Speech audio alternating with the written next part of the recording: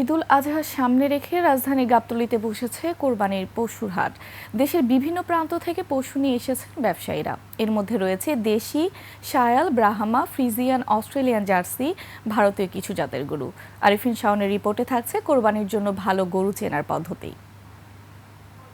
ওয়ালটন আবারও মিলিয়নিয়ার অফারে ওয়ালটন ফ্রিজ কিনে আপনিও হয়ে যেতে পারেন মিলিয়নিয়ার।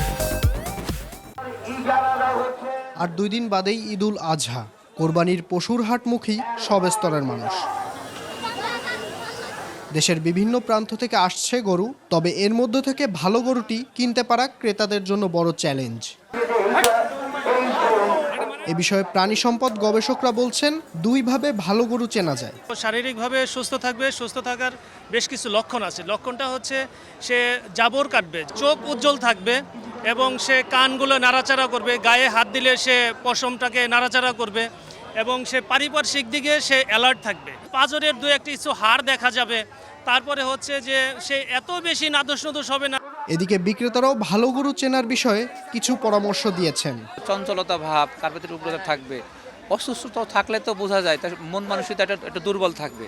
চোখের দিকে, ফেসের দিকে তাকালে আপনি বুঝতে পারবেন। ওর নাক ঘামাবে, জাবর কাটবে।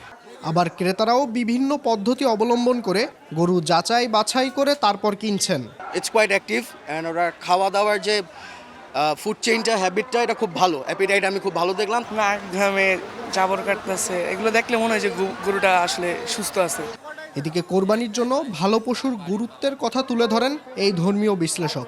আমরা যে পশুগুলো কিনবো সে পশুরা যেন সুন্দর হয়, হৃষ্টপুষ্ট হয়, কোনো যেমন লাংলা, লুলা বা ভাঙ্গা এই ধরনের হয় না, তাহলে এগুলো কোরবানি চলবে না। বিক্রেতাদের দাবি, এখনও তেমনভাবে বেচা বিক্রি শুরু হয়নি। সময়ের সাথে হাট জমে ওঠার আশা তাদের।